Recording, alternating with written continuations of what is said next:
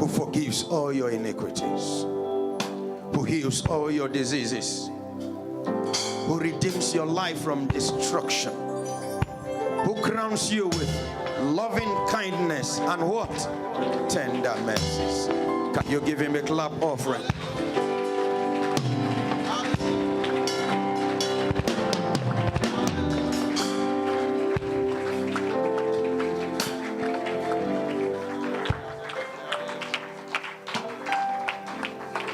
Can you please sit? We still have enough time to do what we are doing.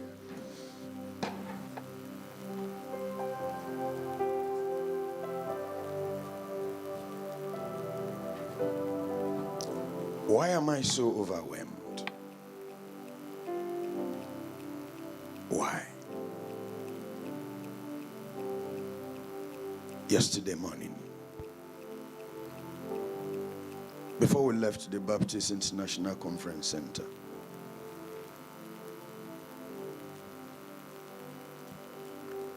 the chief protocol officer of the convention, who says I'm his father, saw me walking to wait for my crew, and he carried my bag.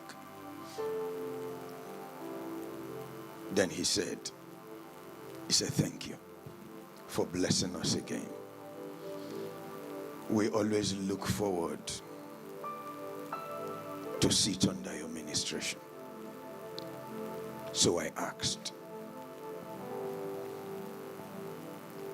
how many do you think came to this meeting? He said, well, at this moment, we don't have the exact number. He said, but as at Wednesday, registration has hit about 30,000. He said, so if we put those who just followed their friends and followed their friends to come, he said, we'll be talking about between 32 to 33,000. He said, we hired 46 caterers, each delivering between 500 to 1,000 packs of food, so that we can take care of this crowd.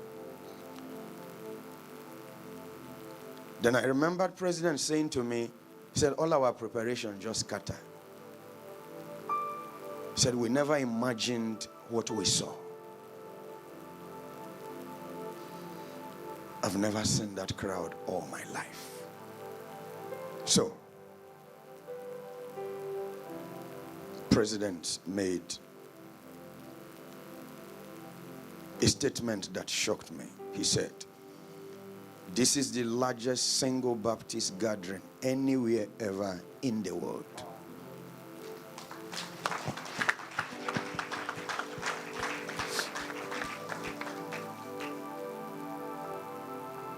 But why am I so thankful?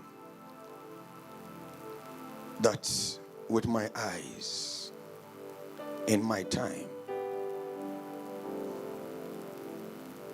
I could see something that I've ever prayed for.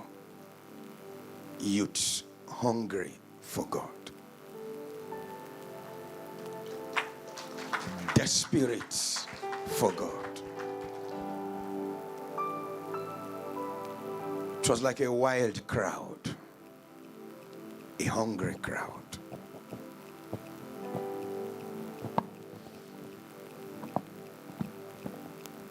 As I left, I kept asking myself, why is it that each time Nigerian Baptist Convention wants to make history, I am always a part of it? Why? Why? And my mind flashed back. Exactly this time 10 years ago, I thought it was all over.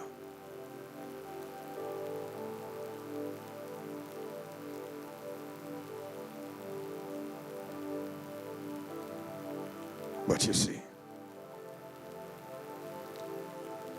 I'm the one He has shown mercy. Because no one has ever gone to the place where I went to and came back and still remained relevant and still remained sought after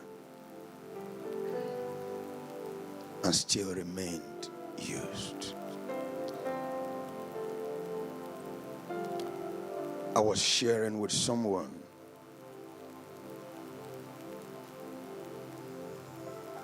I said, when Deaconess Georgiana Mokogo walked to my house on that certain day, Mama would have forgotten.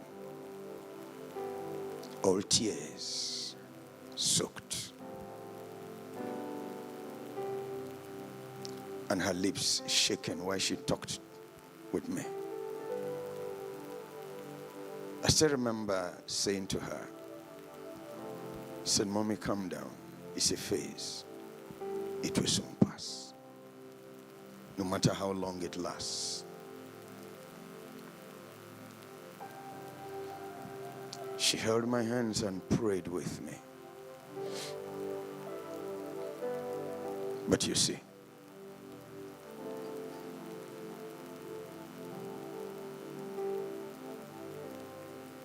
if there was someone who helped me, my wife, who believed in me exactly this time 10 years ago,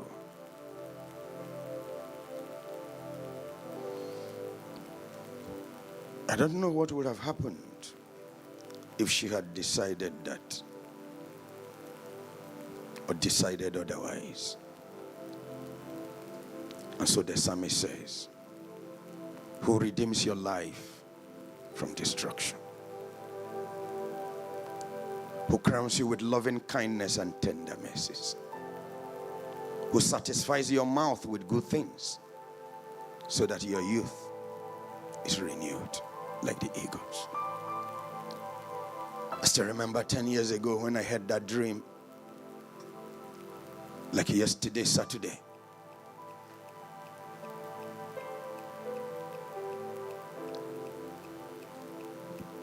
I work for a man. All I do is go to his house, take the packages, go to the jungle and deliver the envelopes, the letters. And I come back. He pays me my money and I go home. But I kept hearing that no one goes to that jungle and returns. Why is it that I always go and come back? I said, I don't know. I said, I just love what I was doing. But there was something about that jungle. The bananas and plantains, when they produce, will be like Idea's height. The guavas, the fruits, amazing. And so on my proverbial last trip, got to his house again that day. Second in command will be the one who always delivers the packs to me. So I did. But as I drove out of his house, rode out of his house, palatial mansion, in my motorcycle, I noticed that a Mercedes car was following me. I've heard a lot. I know how to know if someone is trailing me. When I switch to another road, it follows. I switch to another road, it follows. Something just told me that these men are out to kill you. As I was riding, before I could say Jack, you know what can happen in the dream? That Mercedes-Benz had taken off like a Formula 1 car and caught up with me. The four men opened their doors. Each of them came out with their AK-47. As they cocked to shoot, Jonas dreamed they be. Something like a wind carried me and my motorcycle up. I found myself riding the motorcycle on the rooftop of people's houses. Wow. It was like a mountain bike. And I was riding with such speed, rooftops. But what shocked me was that instead of going back, I still found my way into the jungle, delivered the packs, and still came back to the mansion. So the second in command came, handed my envelope to me, my honorarium. I opened it, I saw that my money was complete. I must take my complete money. But as I was about to go, he touched my shoulder and said, Chika, can you please start going? I said, you they pursue me? Because I was very familiar with them. He said, no. I want to shoot your head. So I looked at him. So what do you talk? He said, I want to shoot your head. Make you begin go. And I thought it was a joke. I saw that he was holding a .35 millimeter caliber pistol. So I said, why you want to shoot my head? He said, now wait, no, God tell me make I do. Or God say me you shoot my head. What did I do? He said, I don't know, Sha, but I don't want to lose my job. So come out, make I shoot your head. No worry. Your head no go scatter when I shoot him. So I came down from my motorcycle and walked straight to where Oga was. In the dream, we call him, all of us call him General. Here he was sitting, facing the setting sun with his 4 bodyguards. As they saw me coming, I broke through, walked straight to him, and I said, what have I done to you that you want to kill me? Your second in command just told me you asked him to shoot my head. What did I do? I have served you faithfully. I've done everything you asked me to do. What is my offense? Anyway, since you have asked them to shoot my head, it's okay. That's okay. But know that I have served you. I've been faithful to you. But no one can kill me. Came back, jumped on my motorcycle, and I zoomed off. Then I woke up. My heart was pounding, beating. I didn't know what to do. So I came to church Sunday morning, worried, troubled. But anyway, I know how to max it. It was a beautiful worship service. At the end of it, I called 2 among my foot soldiers. I called Lugard. I called Stella. Took them straight into my inner room in the office. And I shared my dream. I said, I don't know what it is about. They looked at themselves and they said, we know. Ah, you know? And they said, yes. So Stella said to me, he said, Papa, can you please write a letter? No. Can you please make a call to this person? I'm not going to mention that name. I said, why? He said, remember that Anioma Baptist Conference has asked you to come and preach. Make a call to him and ask him whether you should go. I said, but I don't need to take permission from him. He said, we know. But make that call. So that evening at about 8:25 p.m. I made the call. Greeted. Shared pleasantries. I said, I have an invitation to Anioma Baptist Conference to speak. I just want to ask whether it is okay by you. And he said, no, you can't go. And I said, why? He said, you can't go. So I said, why? He said, remember, you have a case. I said, I know, but I've not been proved guilty. He said, that's true, but technically you're under suspension. I said, did you say technically? He said, yes. I said, but if I am, no letter has been written to me. No one has even said that. And he said, I am saying it now.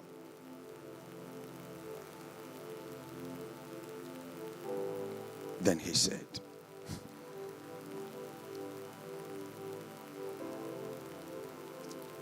you should even be lucky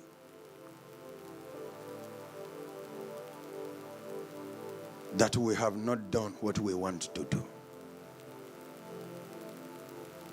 Then it dawned on me.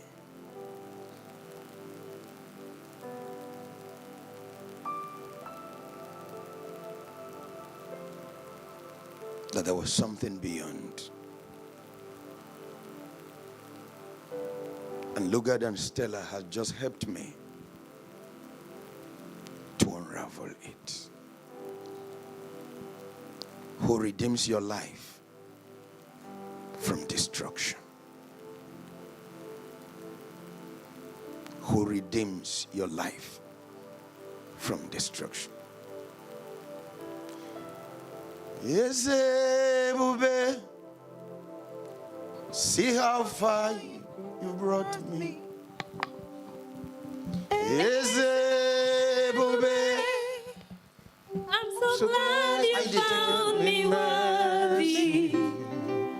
I can see, I can tell, and I know it's your grace. All my days I will sing your praise.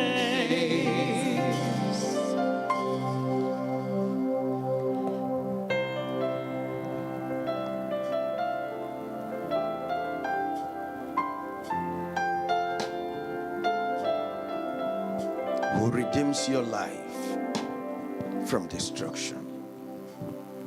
There's so much, there are so many things going on around us that we are not aware of. Only when God opens your eyes to see. I've come to realize that this issue of I dey see well, only the one when God open your eye. Forget it.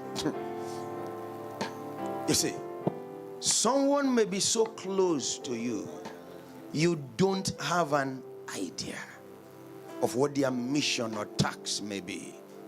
Who redeems your life from what? From destruction.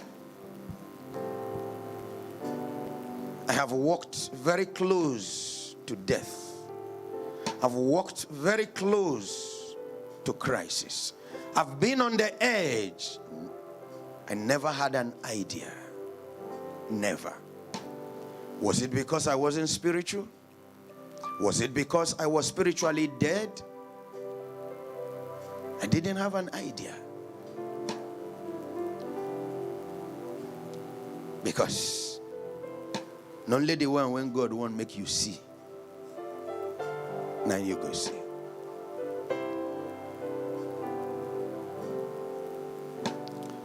Yes,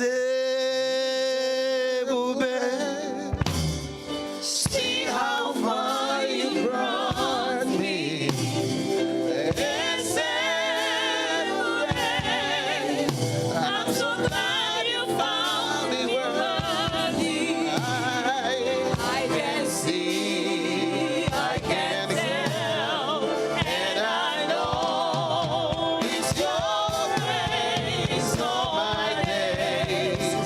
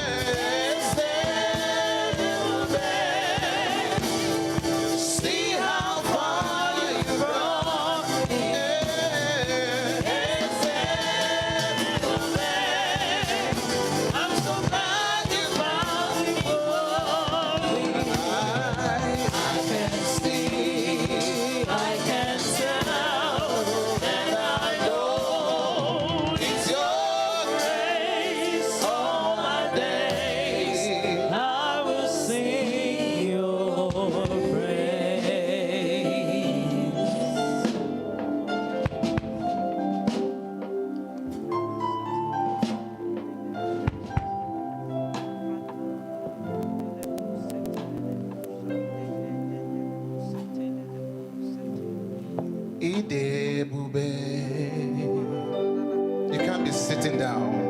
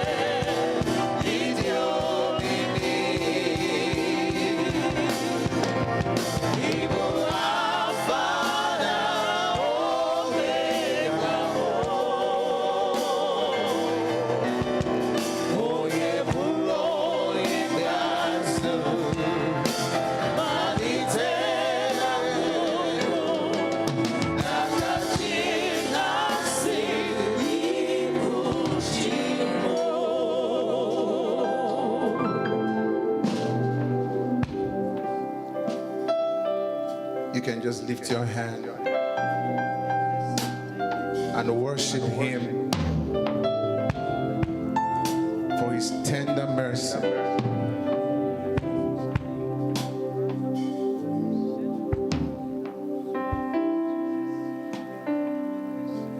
For His goodness.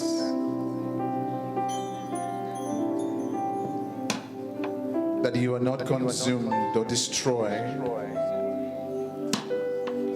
is by His tender mercy.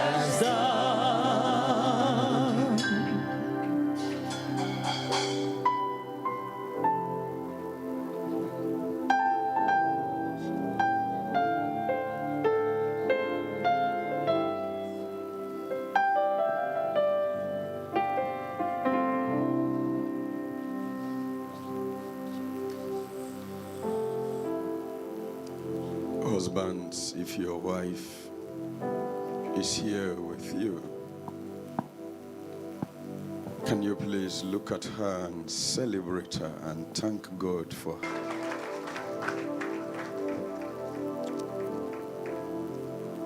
I shared with someone 2 weeks ago, I said, God often sees ahead before we get there. He knew the nature of life I was going to live. And then he brought someone to me who will fit into the nature of my life.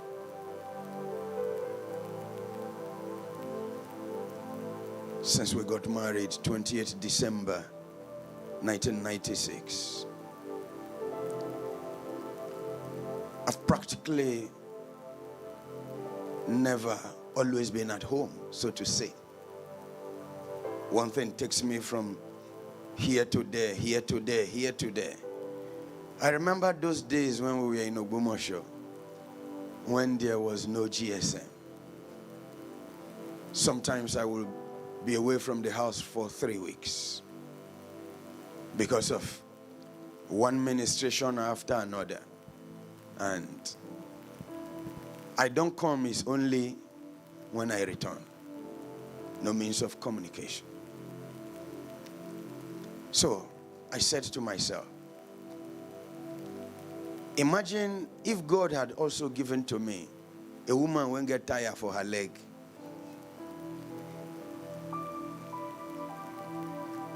It would have been crisis. But God saw in advance and gave me someone whom I can only describe as Obanodigo transfer. So homely, always present. When we got married, I made an appeal to her. I said, please, due to the nature of my mission and ministry, can you please not work? So that when my children come back home, they will always be able to find someone. And so she put her career on hold and decided not to do anything. She understood exactly what I meant. So she went to school, got her certificates, but did nothing with them until when we felt that the right time had come and God used Professor Samuel Adewale Ogunrambi to help her get into the librarian's profession, that she has become a certified librarian today.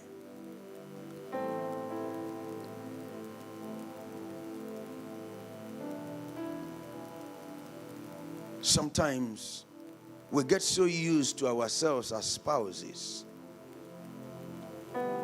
that we forget that God uses our spouses to satisfy our mouth with what? With good things.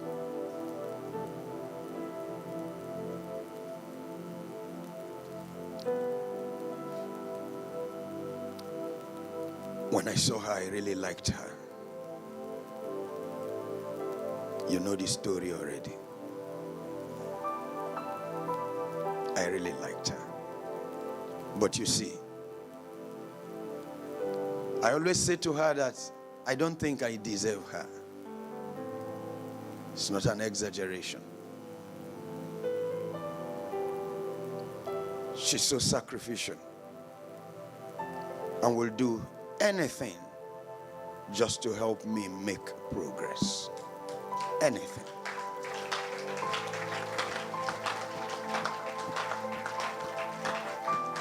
Anything.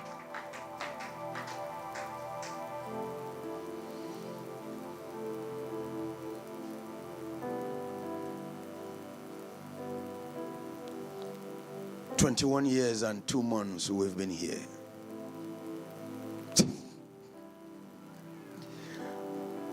We didn't think we would stay up to 6 years here. And here we are. 21 years and still counting.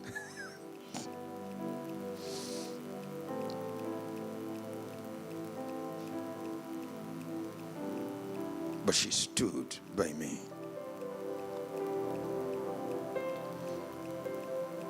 Who satisfies your mouth with what?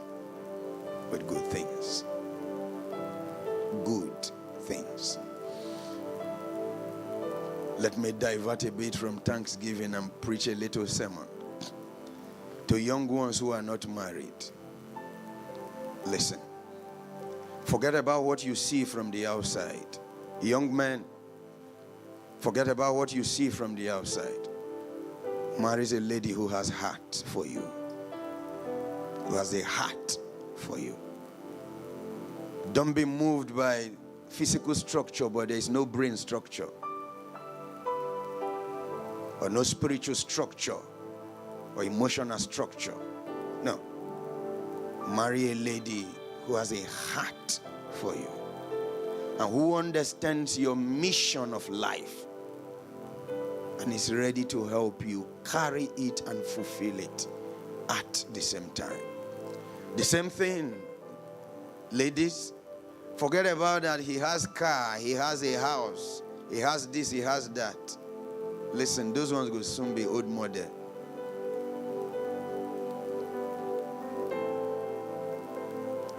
I still don't know why she agreed.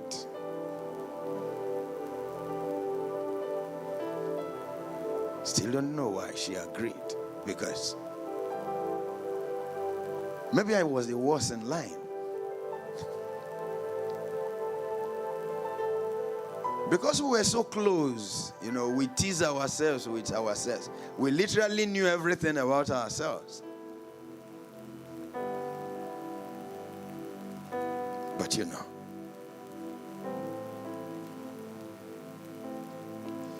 that reminds me. When I asked you to marry me, when we were sitting on that mat, under that moonlight, it just occurred to me that till today you have not told me yes. She's still praying.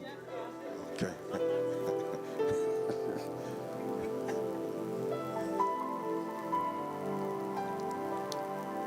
She only laughed and said, who? I said, me now.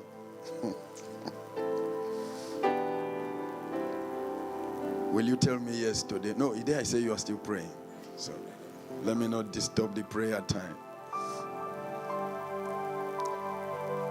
Who satisfies your mouth with what? With good things.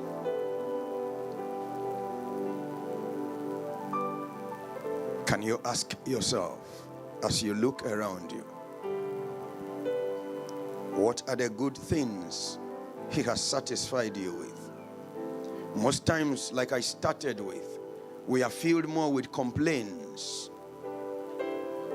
than with thanksgiving. I want you to lift your hand wherever you are and mention something good with which he has satisfied your life, your wife, your husband, your children, your parents.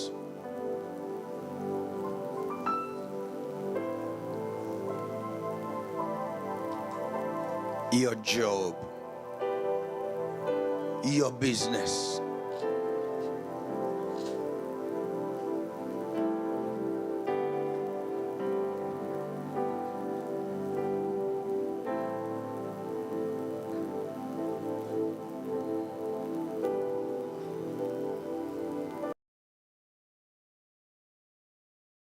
Your goodness.